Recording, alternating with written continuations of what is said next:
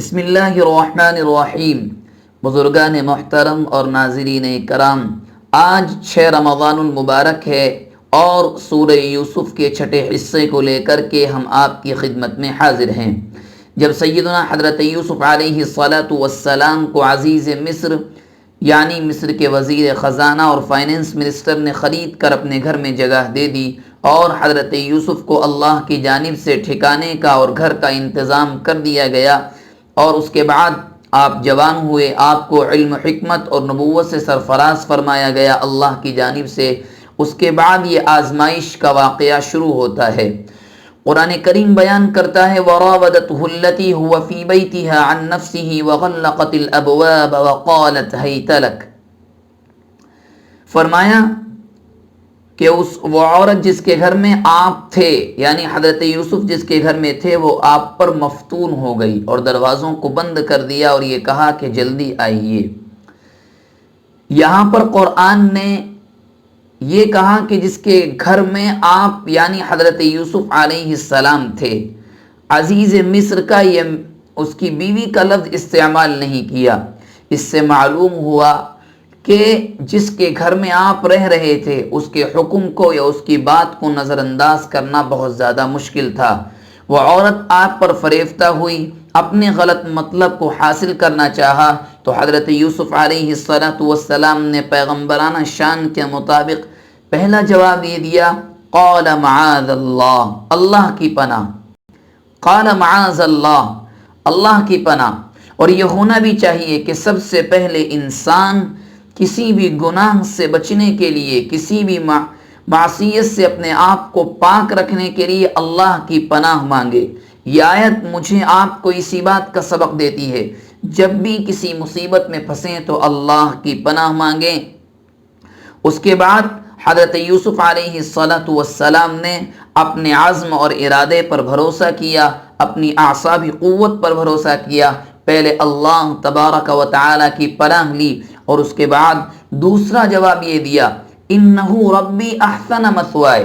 Ribbon سے مراد یہاں عورت کا شوہر یعنی عزیز مصر مراد ہے، حضرت یوسف علیہ السلام کا آقا مراد ہے۔ انہو ربی احسن مثوائے، کہ میرے آقا نے مجھے بہترین ٹھکانہ دیا ہے، میرے رہنے کا اچھا انتظام کیا ہے۔ انہو لا یفلح الظالمون، اگر میں ایسا کروں گا، میں اپنے آقا کے حرم پر دست درازی کروں گا اور میں ایسا کرنا سوچ بھی نہیں سکتا، یہ ظلم ہوگا، اور جب ظلم ہوگا تو ظالم لوگ کبھی کامیاب نہیں ہوا کرتے۔ اس جواب کے اندر حضرت یوسف علی نبینا وعلیہ السلام نے زلیخا کو بھی ایک بات سکھانی چاہی کہ میں تو اپنے آقا کا غلام ہوں، میں اس کے حرم پر دست درازی نہیں کر سکتا، لیکن تم اس کی بیوی ہو، تمہارے اوپر اس کا زیادہ حق ہے بمقابلہ میرے اوپر بھی حق ہے، لیکن تم سے زیادہ حق نہیں ہے، اس کا حق تمہارے اوپر زیادہ ہے، تم تو اس کی عزت کا خیال کرو۔ یہ بات حضرت یوسف علیہ السلام نے عزیز مصر کی بیوی کو سمجھانا چاہیے جو آپ سے اپنا غلط مطلب حاصل کرنا چاہتی تھی۔ یہاں پر لفظ رب کا استعمال ہوا۔ پچھلی شریعتوں میں ایسے الفاظ کا استعمال کرنا جن سے شرک کی بو آتی ہو جائز تھا، مگر شریعت محمدی کے اندر اس کو بند کر دیا گیا، منع کر دیا گیا۔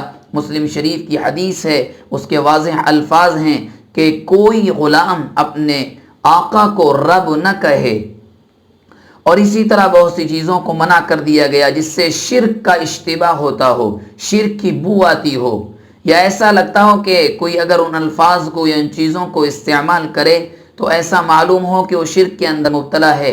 ایسی تمام چیزوں کو شریعت محمدیہ صلی اللہ علیہ وسلم کے اندر بالکل ممنوع قرار دے دیا گیا ہے۔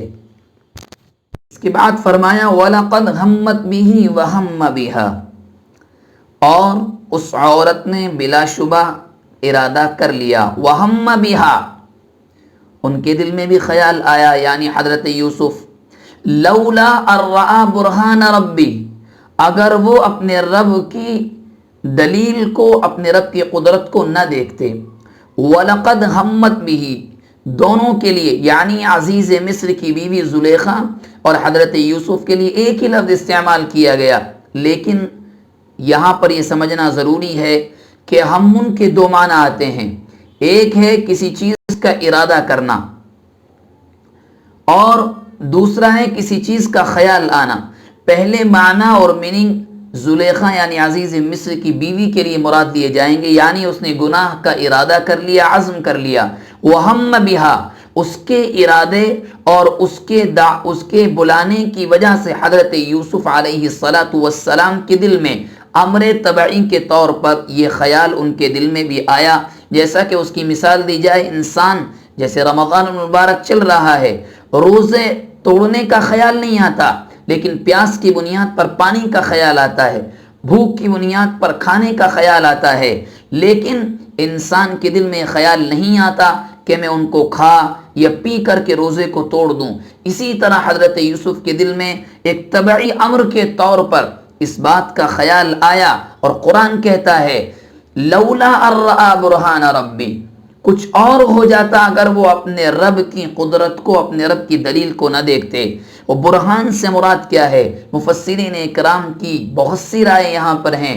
بعض کا خیال یہ ہے اور تاریخی روایات کے اندر ملتا ہے کہ جس موقع پر یہ بات عزیز مصر کی بیوی زلیخا نے حضرت یوسف سے کہی اور آپ نے جواب دیا، اللہ کی پناہ مانگی اور اس کو اپنی بات سے سمجھانے کی کوشش کی کہ اس گندے عمل سے دور رہو، تو مفسرین فرماتے ہیں کہ اس موقع پر اللہ کی جانب سے حضرت یعقوب علیہ السلام کی تصویر اور آپ کا چہرہ اس کمرے کی چھت پر نمایاں کر دیا گیا، ظاہر کر دیا گیا کہ اور حضرت یعقوب علیہ السلام کے چہرے کو دیکھ کر آپ اس گناہ سے باز رہے. یہاں بعض مفسرین نے حضرت یعقوب کی تصویر اور آپ کے چہرے کو مراد لیا ہے.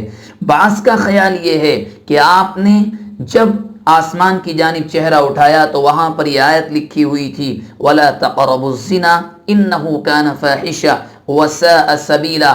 اور بھی بہت سے مفسرین کی بہت سی رائے ہیں.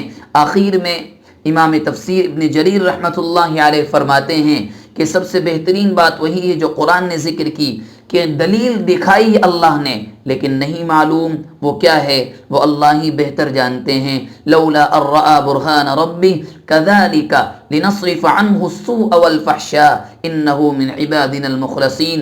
قرآن کا اس کے آگے بیان ہے کہ اس طرح ہم نے برائی کو اور بے حیائی کو یوسف علیہ السلام سے دور کر دیا. یہ نہیں کہا کہ یوسف کو دور کر دیا، یہ کہا کہ ہم نے بے حیائی اور برائی کو دور کر دیا.